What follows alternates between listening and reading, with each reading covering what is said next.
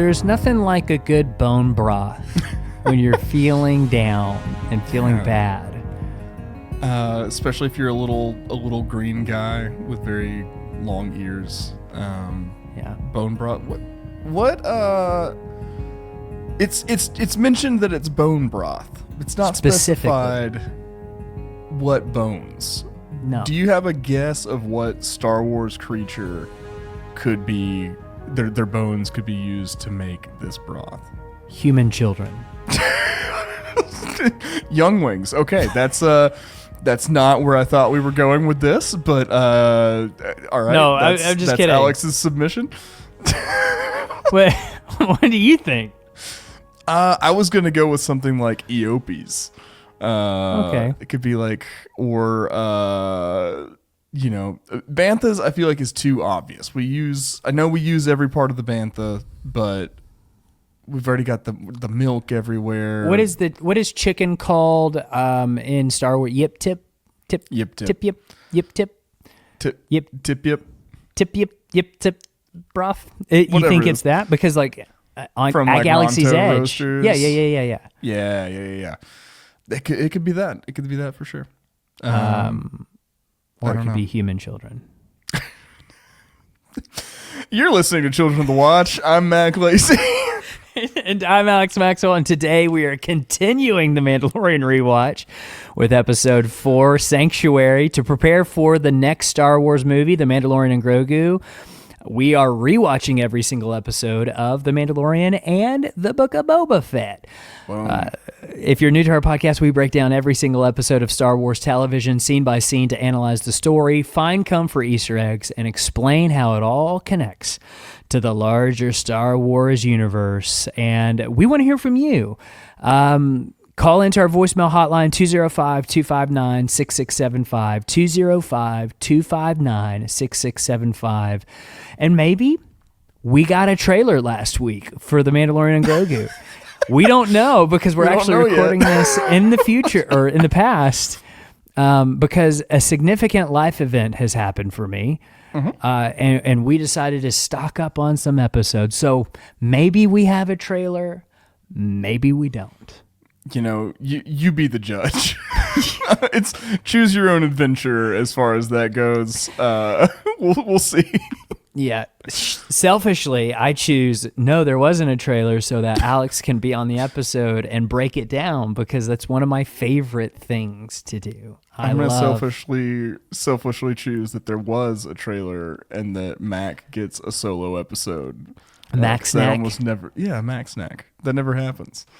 Oh, man. Because as I said last week, over the course of the show, traditionally we have been calling those Mac snacks. That's not something that came up last recording. We've been calling that since 2005. We've been calling them Mac snacks. Yeah. When I was 15 years old and you were what?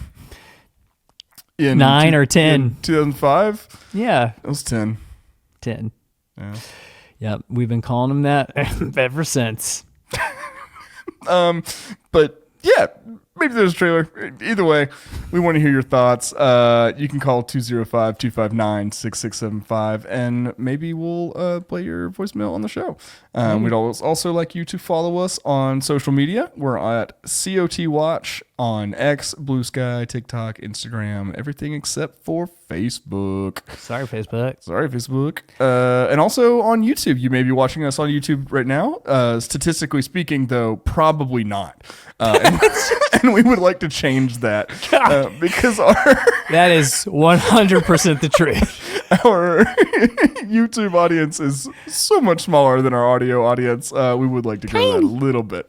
But yeah, if you want to see our faces and all of the goofy, I'm just going to call it clowning and miming that's on display as we record these shows, you can head on over to all the physical injuries happening. But yeah, how exciting! I think that's most of the business. What do you think? I think that's it. I think we should get into episode 4, Sanctuary, and I got a bone to pick with this title. Yeah. It's not the Sanctuary. And there's no reason it shouldn't be. There's it's no the reason only it shouldn't one. be. if you're looking down season 1, season 2, it's tough. Wait, there's a couple other ones, aren't there? Yeah, in but season like 2, season 3. In season 1 specifically, it's all the. And then you get Sanctuary, the. Yep. What happened? It could have been The Sanctuary. My favorite alternate title for this is like The Sacrifice. I know that doesn't typically evoke what most people are thinking of in terms of like what's happening in this episode, because it's not like a cult ritual or anything. Sure. But yeah. To me, this episode is like the spiritual core of Din's arc. It's 100%. It's the glimpse of the life he's giving up by being the Mandalorian, by being a father and guardian to Grogu, 100%. And I would like to think that it's the life that could be waiting for him still at the end of the Mandalorian and Grogu. But I've got some apprehension. Dude, I hope so. But yeah, the air date was November 29th, 2019 for Chapter 4. And the director is Bryce Dallas Howard. Love a BDH episode. Some of her episodes are some of my particular favorites. She has a way with the personal and character driven side of the shows that I really like. So yeah, this is a good one. I think she directed the best episode of Star Wars television up until Andor episode 8 and 9, with the Book of Boba Fett episode 5, Return of the Mandalorian.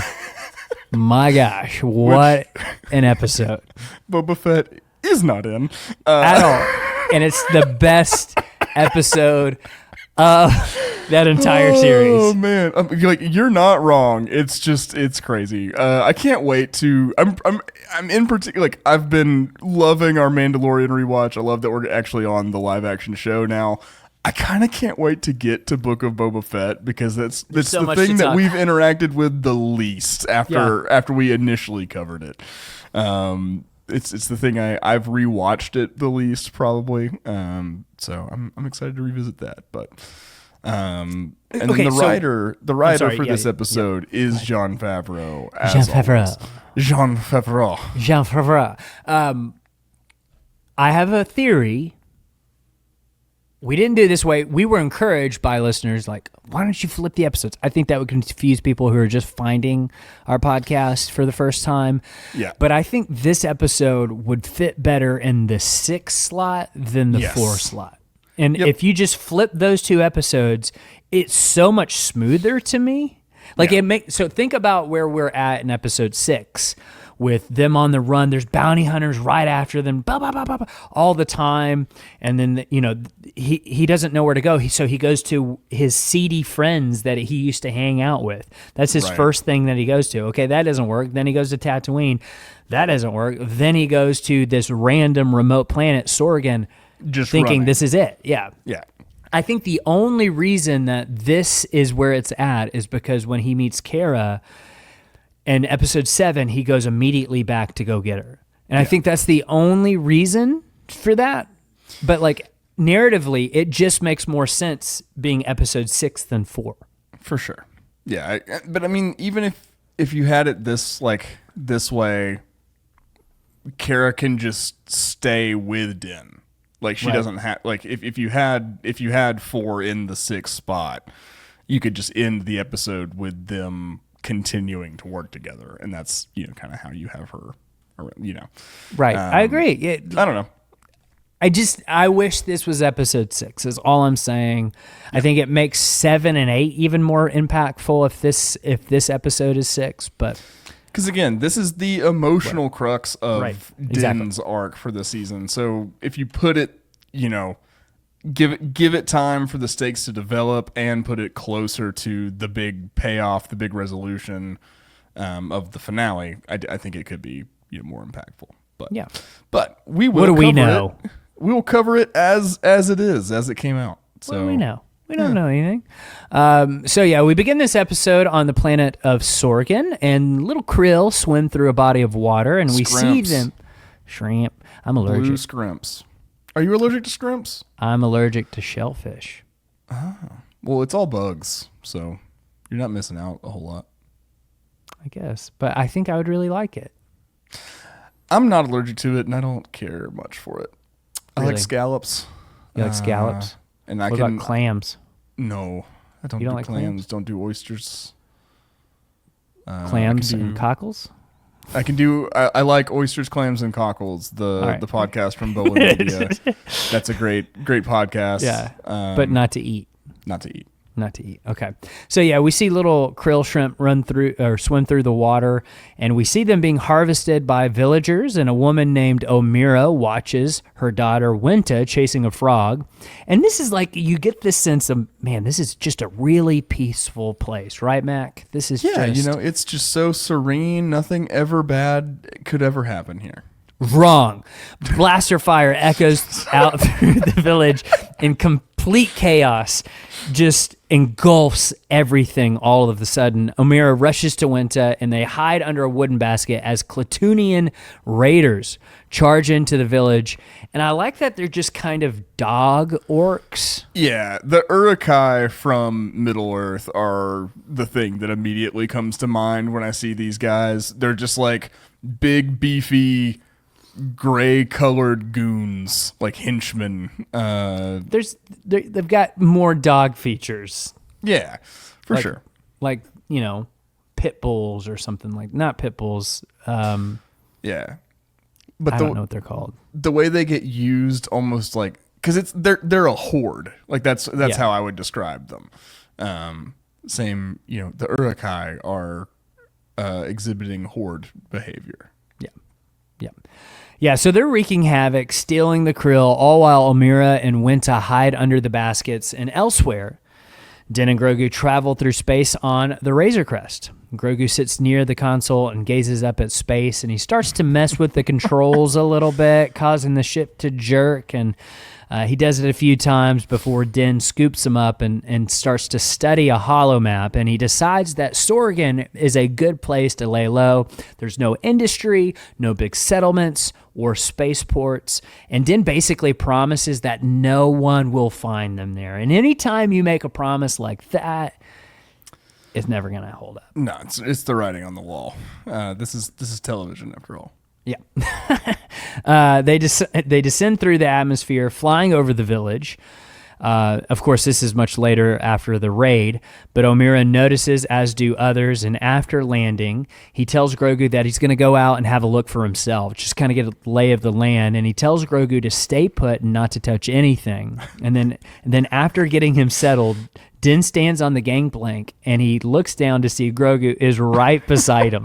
I thought that was good. That was a good touch. It's good. It's just some really simple, comedy and stuff like that. But it really does a lot to establish this new forged relationship of like, this is a family beginning, right? They're learning each other's quirks and personalities and, finding out slowly like what pushes each other's buttons and stuff like that. So I don't know. It's a good little sequence. It's very sweet. Din gives in and lets him come along, and they visit a large common house where they've got some food being grilled, mostly human population as far as I can tell. There's a few aliens scattered throughout there. The way you said that, especially with the way you opened this episode, my brain thought you said that most of the food being grilled was human, but some aliens scattered. Now that you say it, let's talk about how weird these villagers are. They're hiding something. They're too nice. There's something dark happening.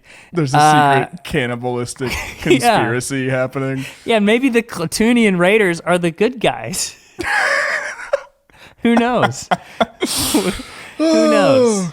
But I think there's something weird going on. I was going to say it. But I felt this weird tension. Possibly sustain that many villagers. There's extra caloric content coming from somewhere. The math doesn't add up. Open your eyes, people. Open your eyes. Yeah, that really got me. Okay.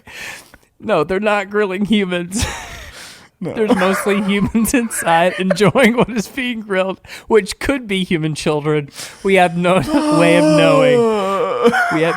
We have no way of knowing. I'm leaning out on I'm just gonna go way out on a limb here and say it's probably not human children. But you don't know.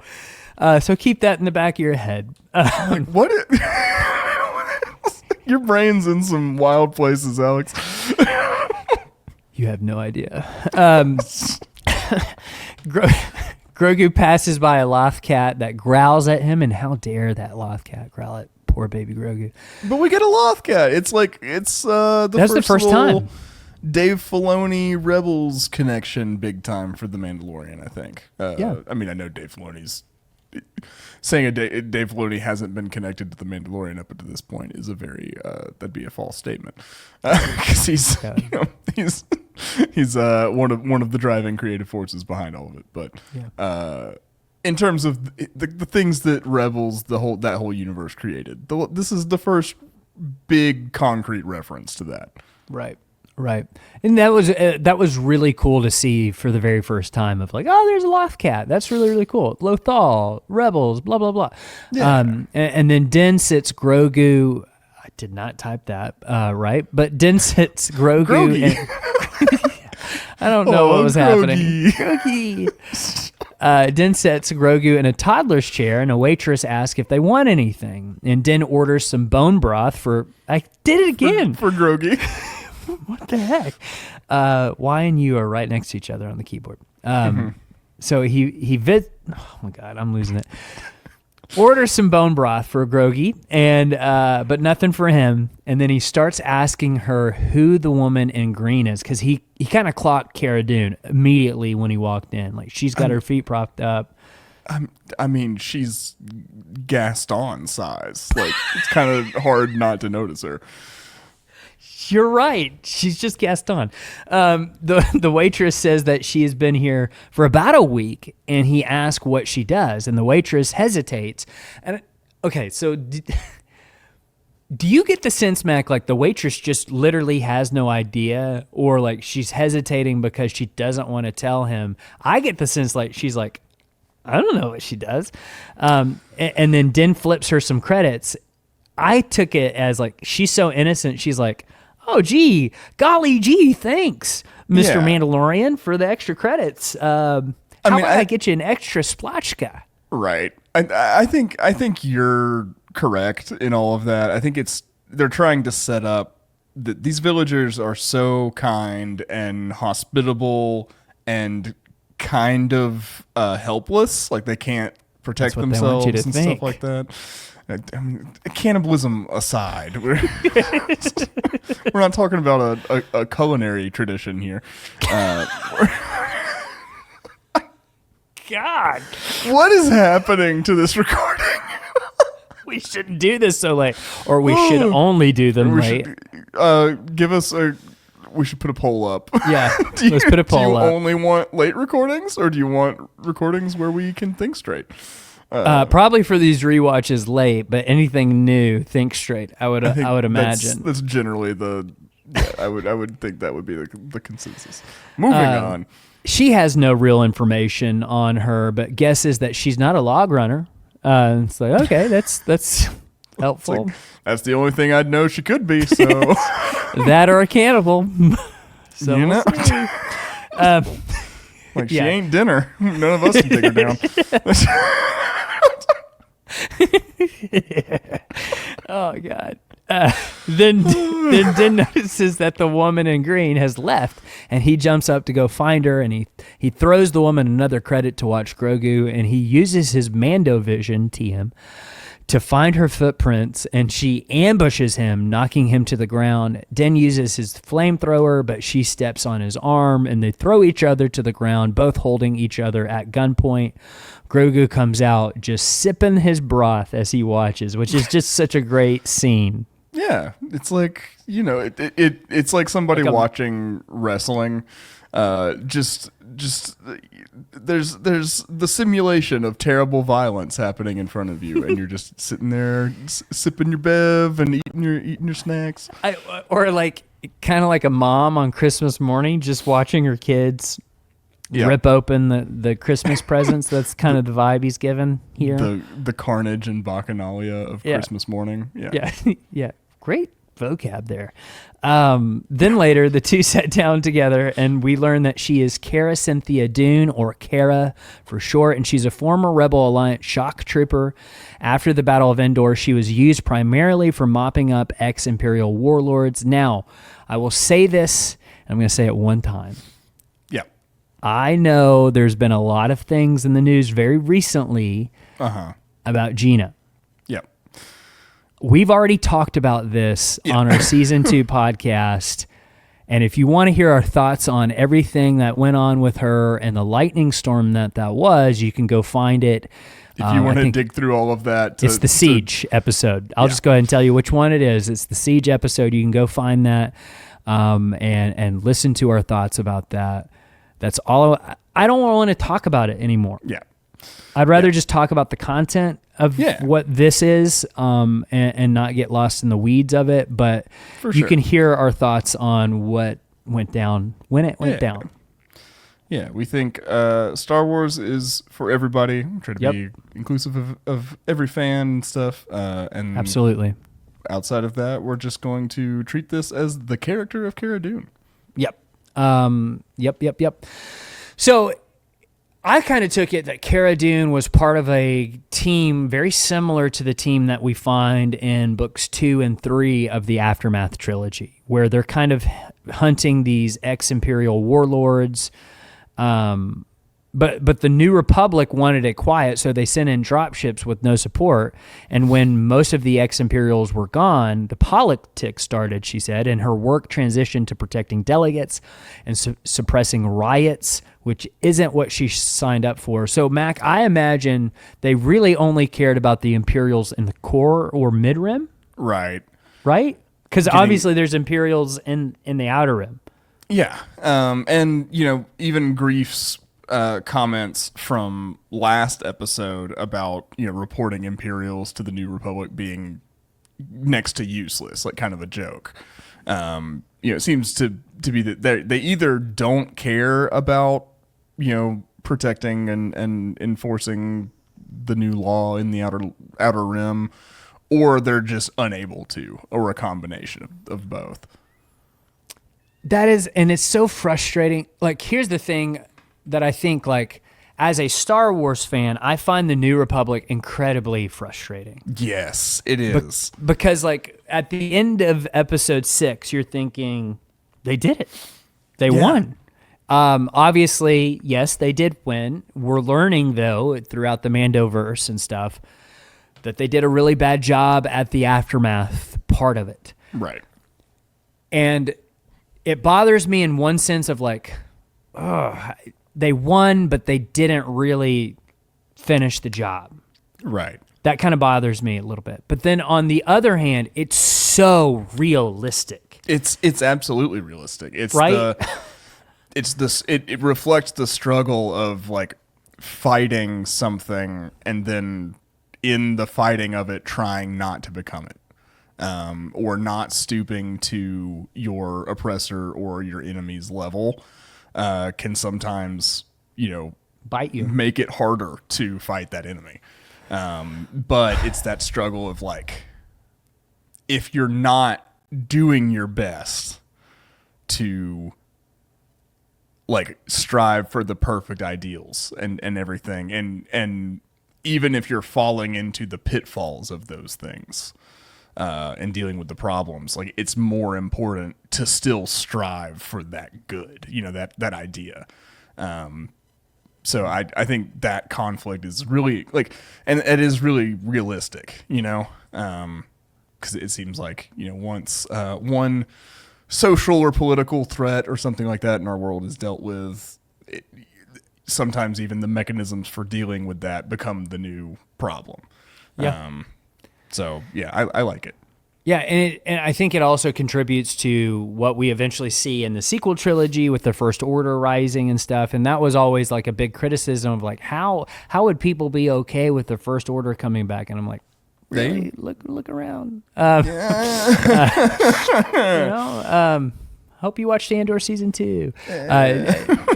Din asked how she ended up here, and she says that she received an early retirement and figured he was a bounty hunter for her. And she says one of them is going to have to move on unless they want to keep fighting, adding that she was here first. Like, this is her place to kind of hide out. He needs to leave. And so later that night, Din is packing his things up on the Razor Crest to leave when 2 men approach the ship. They're 2 farmers from the village and ask for his service as a mercenary, and they explain the situation they find themselves in.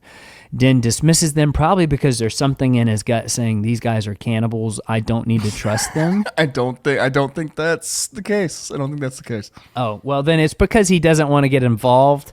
But even after they offer more money, he just kind of would rather not. But when he overhears them saying it's in the middle of nowhere because nobody can hear the screams. That was in space, which is they've been in space a whole lot already. By the way, Alien Earth. Oh, like it's good. it. It's really I like good. it. It's good. Din realizes it's the perfect hiding spot, and he's in. Then he goes to recruit Cara, and he drops her a bag of money, and they travel in the back of an extremely slow speeder as Din sort of just explains their situation and how advantageous it is for both of them. But, like, how far away is this village, Mac? And, like, why is the speeder so slow? I mean, it's almost dangerous how slow this speeder is.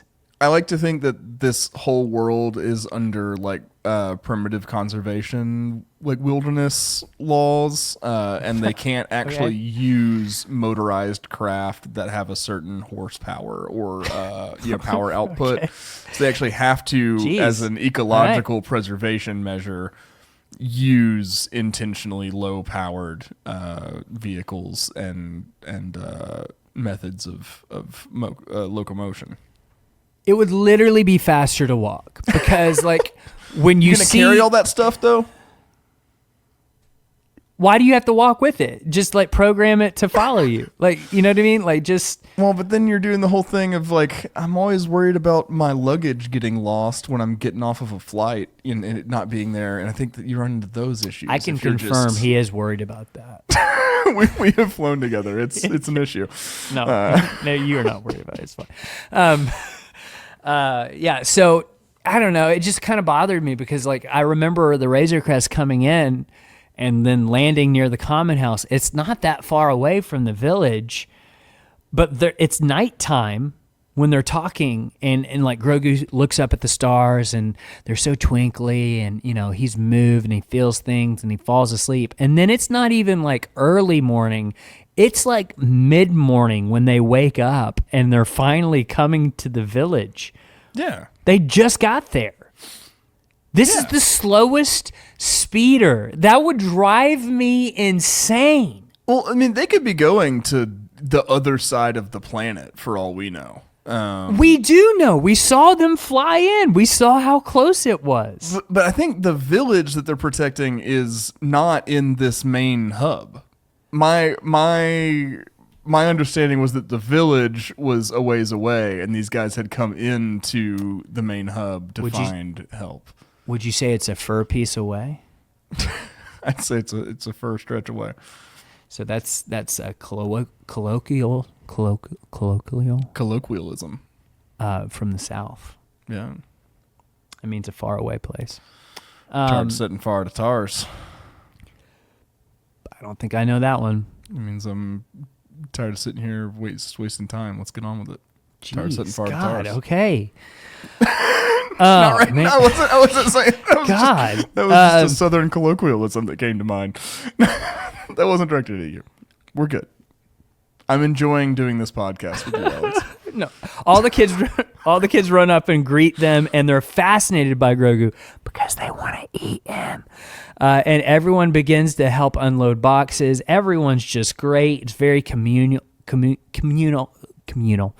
The Mandalorian is greeted by Omera, who offers her humble lodging. Omera also introduces the Mandalorian to her daughter Winta, explaining that she is startled by strangers.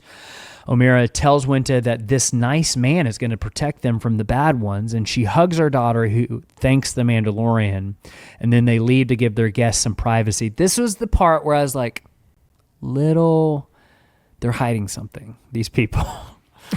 They're too nice. They're too nice. I think in reality, they're just really hospitable, they're compassionate people. Yes, of course. Of course. And like it's really sweet how Omera takes notice of Din's habits of not taking his helmet off and like making sure he's still getting food and nourishment through all that and stuff. She's just she's a good person. I think there's something to that. And we'll discuss it later. So you gotta think that Din probably feels at home here, just in terms of how the community is treating them.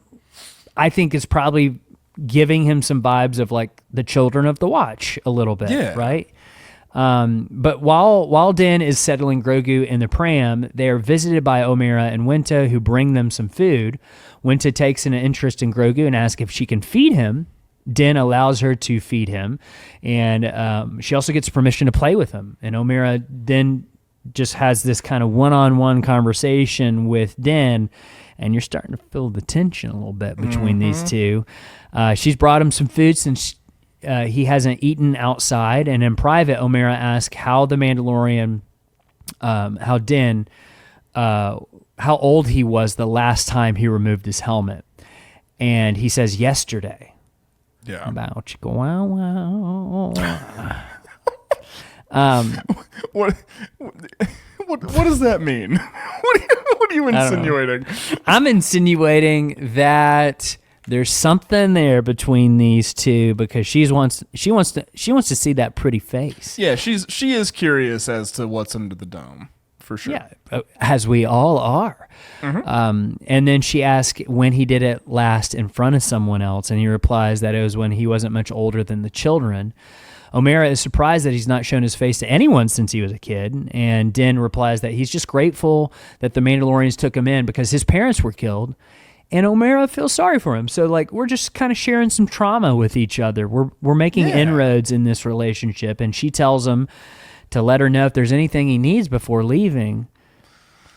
And, you just get the sense like, there's, they like each other. Like they're going to get each other a Valentine, probably. Well, that's the most family friendly way you could put that, I think. I think Din would totally get her a Valentine. Yeah, I think so. With candy hearts. Yeah. Sorry, you got me shook up. Got me shook, Alex. This is more than he's opened up to almost anyone else. Yes. We assume that his covert mates, the people who are also in the Children of the Watch with him, they probably all have this kind of bond. That seems like very much a family atmosphere and stuff, but. Even people he knows, I don't think Grief knows this much about him, but he's being very, he's got his guard down right now because of the environment. He's watching Grogu play with Omera's child, Winta, and I think he's seeing this life that could be, and I think that puts his walls down a little bit because this is the most forthcoming with any of this he is with anyone. Absolutely. And again, this is why it would work better as episode 6, in my opinion. I think it just works better there. That evening, Cara and Din use infrared vision to study the trail left by the Raiders, and the Mandalorian estimates that there were about 20 Raiders in the group. Cara and Din notice some sheared branches. In continuing their investigation, Cara finds huge print in the ground that she recognizes belonging to an AT-ST Raider. And she says that this is more than what she signed up for. Yeah. When they return to the village the next morning, the Din begins by telling the villagers, can't live here anymore. Sorry about that. Yeah, you got to pack up and move. So Everyone's got to leave here because got this is a really terrible bad news. situation. You all thought you had this life here. You don't anymore. You got to go. Yeah, sorry, folks. It's time to leave. Cara then says that Sorgan's a big planet and suggests that moving somewhere else is going to be fine. Then one of the farmers responds by saying, "No, we kill our children here. This is where we bury the bones."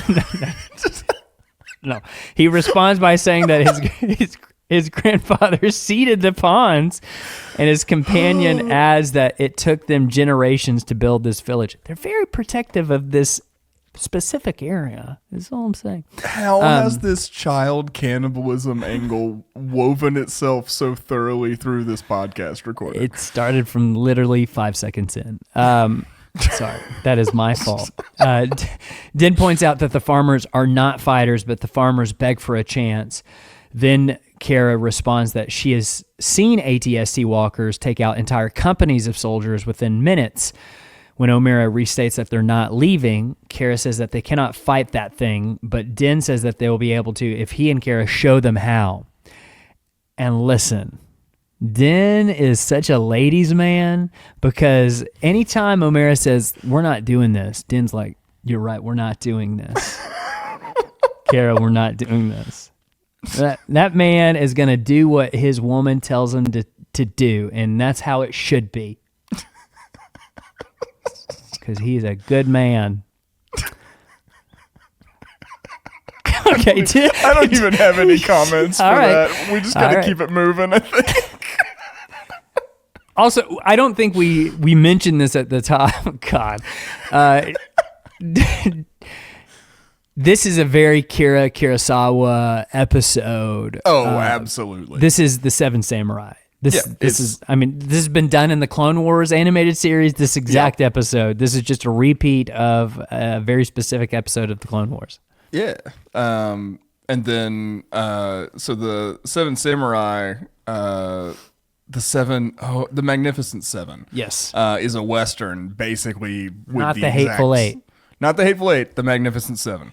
Yes. And, it's basically a Western that's exactly pretty much beat for beat Seven Samurai as well. So it's a 2-for-1 in terms of Star Wars wearing some influences on its sleeve because you've got both the Akira Kurosawa and Western influences in this one fell swoop.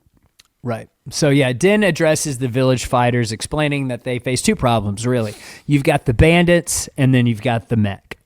He calls it a mech, which I think is just super interesting. It's that terminology in Star Wars. Especially in this show that has strange obsession and fixation on kaiju and large monsters and stuff. It's almost like I think Jon Favreau watched some Pacific Rim or Evangelion or something. Because Pacific Rim is basically the Magnificent Seven for Evangelion, in a way. That's a deep cut that not many people are going to keep up with, but I got you. Are you tracking with me? I'm tracking with you. All right. I'm tracking with you. I would have liked it better if he said mecha, though. It's just me. That's just me, guys. He assures them that he and Cara will deal with the ATST, but instructs the villagers to protect themselves when they emerge from the woods. And he warns them about the threat posed by the bandits and shares that Cara is a seasoned veteran and former rebel soldier. And everyone's like, that's cool. Yeah. Cara then states that they will set a trap for the ATST since nothing on this planet can destroy it. She describes digging a deep pit for the walker to fall into. Her plan is to lure the raiders out of their camp by provoking them, and with her and Din working together to bait and trap them. Then Din also asks the villagers to build barricades to keep the raiders at bay. When he inquires who can shoot, Omera volunteers, and he teaches everyone how to shoot using pots and pans as practice targets. Meanwhile, Cara trains the villagers in stick fighting, which is so helpful against blasters. Yeah. It's always my go-to is a stick, Mac. Don't bring a blaster to a stick fight. That's what I always say. That's what we always beg. Yeah. Please don't bring a blaster to a stick fight, because this is a stick fight. Okay. Yeah, please don't bring a blaster. We're on our knees begging you. It would really help us out if you also all brought sticks. It would be a great help if you did not bring that blaster. Later that evening, the Din chats with Omera. Okay, I did want to mention Omera absolutely kills target practice. Pow, pow, pow, pow, pow, pow. She's got a past. She has a past. She knows how to use that blaster. I mean, as soon as she gets it, she's like checking it, knowing how to like operate it. Yeah. I want to know her story. I want to know where she came from. I want to know when to, like, I want to know everything about Omera. Yeah. I'm like, did Omera and her husband, were they in the rebellion at some point? I have a backstory. You got it figured out. Omera's husband was a Mandalorian. Maybe not husband. I don't know. Boyfriend, whatever. Winter's dead. I mean, Cara calls her a widow later is the only reason to say that. True. I think he was a Mandalorian, but I don't think he was like a Children of the Watch Mandalorian. I think he's like more of a Fen Rao protector Mandalorian. So that's why she's like interested but understanding about the helmet stuff. Maybe like this is different than what I'm used to, but I'm keeping an open mind and trying to be respectful. But you also remind me of him. Yeah, interesting. I like that. Yeah, and it's kind of a Western trope too. Yeah, it is. You know, be like somebody's husband died in the war or whatever, right? Or got shot by the outlaw posse, and then now the guy who's avenging him and going after the outlaw posse, the widow gets with. Yeah. Thank you for explaining the trope. I just wanted to lay it out for anybody who didn't know what we were talking about. Just wanted to really make that crystal clear. Didn't want any questions did, my lingering. friend. You did. You did such a good job. Get on with this stupid breakdown. Fine. I'm quitting. You're making fun of me. Yeah, so we've been quitting a lot the last couple weeks. We're tired and cranky, okay, guys? Just leave us alone. Later that evening, the Mandalorian chats with Omera, telling her that it is dusk and that they will be leaving soon. Kind of giving that little like, I'm going out there, baby, and this might be the last time I see you. If I don't come back, just know. What? You made the best vodka there was. You made the best vodka. Oh, you made the best vodka. I'm really ugly. That's why I don't take my helmet off. No, but I can leave it on. She promises to be ready when they return. They promise to be ready when they return. That night, the Mandalorian and Cara infiltrate the Klatooinian camp. Keep on it. You can do it. You can do it. Cara takes out a sentry. The two venture deeper into the outpost, passing several Klatooinians, setting by a campfire. They head inside the tent and find several circular tanks. And I just love, really, the only reason the Klatooinians are doing this is so that they can make beer. Yeah. That's really the only thing that they've got going on, is like this operation of let's make some alcohol. And that's why we're torturing these people. They're doing all the hard work. We're going to take it and then sell some alcohol. That's really what it comes down to. That's how a lot of like Raider war parties kind of operate and have historically. Alcohol kind of keeps the machine rolling. Yeah, well, and here it is. Look at that. Look at us. They head inside the tent and find several circular tanks. Din plants a grav charge. Several Klatooinians enter the tent and engage in a fist fight with the infiltrators, which is always a terrible idea to do with a Mandalorian. Again, you're not Obi-Wan. You don't have the Beskar fists. Like, stop punching somebody wearing metal. It's stupid. Just so stupid. But they do the pow, pow, pee, pow, poo. And then they run out. I'm not going to describe the fight. Everybody saw it. The two run out as the tent explodes in flames. And then Cara says that she hopes the plan worked as the AT-ST Raider comes to life with glowing, shining red eyes through its viewports. And I really, really love this shot.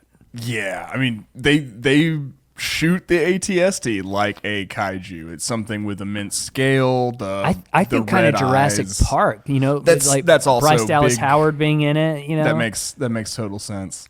Yeah. Do you think the ATST here is a little bit too big? It seems bigger than it should be. That's one of my biggest criticisms of this episode is the ATST scale seems off, especially when you can see all the Klatooinians running at the feet. They look like the height that the Ewoks were in the Return of the Jedi, and they're much taller. You know, Yeah. it almost seems like a larger ATST. But man, that would be so much funnier if the Klatooinians were actual just dog size. Just a bunch of corgis. Yeah, just like, oh, this is not that bad. They just kick them. No, that's why they have the sticks. no. You just stab them. They're fine. You're talking about child cannibalism and kicking dogs. No, I'm talking about kicking Klatooinian-sized, corgi-sized Klatooinians. Klatooinian-sized corgis would be terrifying. That'd be a you different would need story. to stab them too. Yeah, that would also become a situation. Okay. God, let's get through this. The two start to run through the woods as the walker rains laser fire down upon them, burning several shrubs. The villagers take up position at the barricades while the children hide with Grogu in a barn. Din and Cara soon return and tell the villagers that once this thing goes in the pond, it's going down. Boom. And then the ATST gets right up to the village. However, it stops just short of the pit trap and deploys a powerful beam light, scanning the barricades. The walker bombs a house, but Cara orders the villagers to hold. I love a good hold. Oh, don't you? Hold the line. And I always think to Helm's Deep. Love isn't always on time. Isn't that the truth? We'll talk about that at the end of the podcast. Love isn't always on time. That could be the subtitle for this podcast episode, honestly. It's subtitle for everything. Klatooinian raiders charge through the fields, and the villagers open fire on them. Din and Cara realize that they cannot get the walker to step forward, and Cara decides to lure the ATST walker into the trap and wades through the pond with Din's Ambin phase pulse blaster. She fires 2 pot shots at the walker to provoke the drivers, and Omera says that it's now or never, and the villagers surge forth, attacking the raiders, and you get this huge fight. Cara's just literally taking on an ATST by herself, which is kind of cool. Yeah, gets that one bolt in the windshield window, the little eye hole on the ATST, and the whole thing. That's enough to get it moving forward. Yep. And so, deprived of their mech support, the surviving Klatooinian raiders flee into the woods. Omera smiles while the villagers cheer. Inside the pond, the Mandalorian Din asks Cara if this was the plan, and she says, yeah, something like that. Yeah, Sure. Several weeks later, according to the Wikipedia, which you wouldn't know watching the episode, they spend a long time here. There's one line that indicates they've been here for a long time, but it's really quick. You can miss it pretty easy. Yeah. Peace has returned to the village, and you've got Grogu swallowing frogs again. The whole the children watch, but they're kind of laughing because, like, why would you eat a frog when you can eat humans? Yeah. He spits it out of shame and embarrassment because they bully him into doing that, which they shouldn't do. Meanwhile, don't pick on my son. Yeah, leave him alone. He just likes frogs, okay? Meanwhile, Omera brings Cara a drink and invites Din into the house. Oh. Din declines her invitation. Omera observes that the child is very happy here since the children have taken a liking to him, and Din agrees. When Cara asks if the Mandalorian would kill him would it kill him for taking his helmet off? And he explains that he can never put it on again if he takes it off in public, unless he goes into the living waters underneath Mandalore. Yeah, little asterisk on there. Cara suggests that Din take off his helmet, marry the beautiful young widow, like you said, and raise his kids sipping spatchka. Din says that they would raise some hell a few weeks back, and that it's too much action for a backwater world, and he warns that word travels fast and that it would be a better idea to move on. Cara says that she wouldn't want to be the one to tell him. Din suggests that just like leave Grogu here, essentially. Like, yeah, maybe he's just better off, because look at how happy he is. He's in a community that loves and cares for him. That maybe it's better just to leave. Like your actions have made this possible for him. Right. Like, yeah, he could stay here.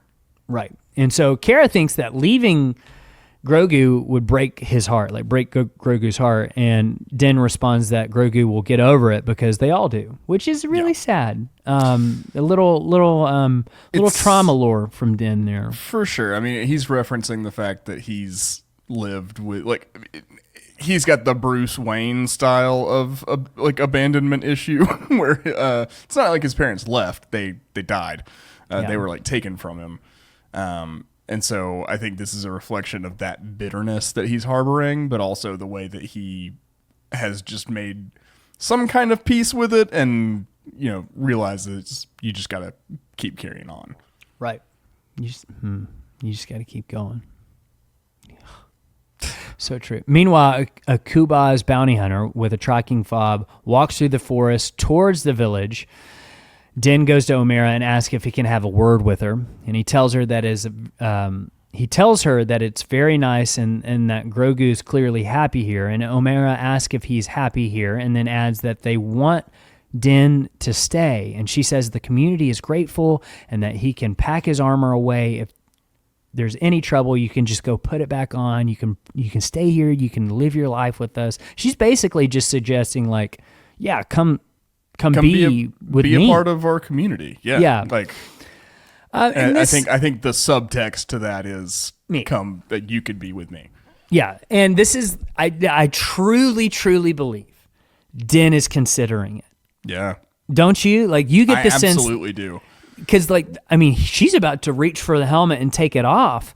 But I think this is, as you were singing before, this is one of those situations where it's like, clearly they have feelings for each other, but the time is wrong. Yeah. It's just not the right time. And it's one of those things that, like, that is, like, the most heartbreaking thing to me, of, like, where true love is blossoming, but for whatever reason, it's not right for one or the other yet. Yeah. And that sucks. Yeah. Yeah, for sure. But before Din can really solidify his decision in all of this, there's some trouble. There's some trouble on the horizon.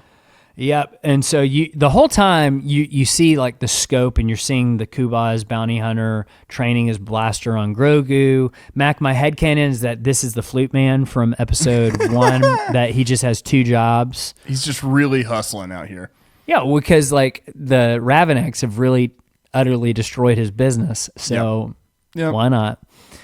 Got to diversify. Exactly. A blaster bolt rings out, and Din tells Omera to go get the kids. Children scream in fear and alarm, and it's revealed that Cara Dune has gunned down the Kubaz before he could shoot the child. That was a good fake out, I think.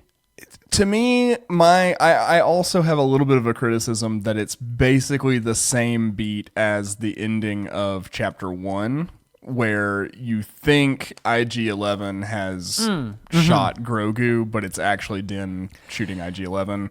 I would say that's a criticism of the entire show, because the whole, like, spinning on the huge blaster thing is in episode 1, and it happens again in the final episode. Right. So they play the hits, and I mean that is something that this show is about, and that's something we like about it. Sure. But sometimes I'm like, maybe go with another one way? or the other. I don't really like. I like both the beats. I just don't like that it happens twice this close together. Right. But it wouldn't have felt that way if this was episode 6. That's probably true. So Din comes and checks the tracking fob. He realizes that the bounty hunter was tracking Grogu, and Cara and Din realize that they know Grogu is here and that they're just going to keep coming. So they can't stay here because that's going to bring bad people to the village that they just brought peace to. And now he can't be with the woman that he loves because the timing is off, and now everything's falling apart, and Din's going to stay alone for the rest of his life. And never be able to truly love. But we don't know that. There's still hope. I truly think this life could still be waiting for Din at the other side of the Mandalorian and Grogu. Or probably the other side of the big Mandoverse crossover. That's the hope. That's the hope. I also am Think very he's gonna worried die. he's not going to make it out of that. I also agree with that. Like, he's going to be like, I'm going back to Sorgan. And then he dies. No. That's how it always happens, Mac. Just accept it. That's how life is. And this is the world that we live in, that we can't have the things that we want. This is not normally the ethos that we have on this show, listeners. If this was anyone's first time listening to our show, oh my God. I'm so first sorry. of all, apologies. I want to say this is not representative of how things normally are, but I don't think that's true. I think it is actually pretty representative. But we're just reminiscing on love and love lost. hold the line. And timing. No. Love isn't always on time. Yep. Bad timing. Bad timing. So yeah, the villagers and Cara help Din load his supplies onto a repulsor lift sled. Cara offers to escort him back to the Razor Crest, but the Mandalorian declines. He explains that his plan is to leave the town, go get the Razor Crest, and Cara bids them farewell till their paths cross, and the two shake hands. A tearful Winta hugs Grogu, because she realizes he won't be my brother now, telling him that she will miss him so much. Omera thanks Din before hugging him, and Din fetches his blasters and loads it onto the repulsor sled, and he sets off as the children wave goodbye, and Grogu watches as the sled departs, and we are left with that image of they can't have the happiness that they seek because that's the way life works. Yeah, it's the life they're leaving behind in the rear view, the one they could have had, but they can't. Straight to my heart. Yeah. The thing that's inside my chest. The old ticker. The old ticker is being stabbed over and over again. Well, listeners, I hope your hearts are bleeding as much as ours. I'm such a bleeding heart. I'm such a romantic, Mac. Don't you just romantic. yearn, Mac? Don't you just yearn? Okay, keep going. We're done. We're all good. No, that was we're it. not done because next week is episode 5, The Gunslinger, and you know what that means, folks. Oh my goodness. If you thought this recording was off the rails, Toro Calican is going to be entering the building next week.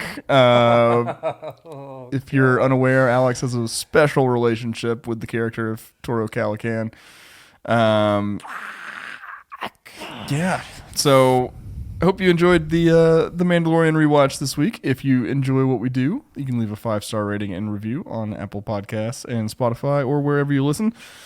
If you want bonus content, over 100 bonus episodes and access to our awesome Discord community and stuff like that, you can head to patreon.com/MandalorianWatch. All of that is available for just $2 a month.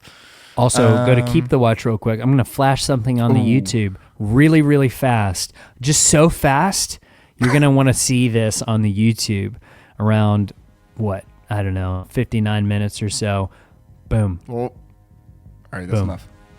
Just a little tease. Boom. That's it. Nope. Do you like that? They had their shot. Only one. It's pretty cool. Yeah, so keepthewatch.com. It's got some cool merch and stuff like that over there. Support the watch. Absolutely. Like Alex said, we'll be back next week with Chapter 5 of The Mandalorian. But until then, keep the watch.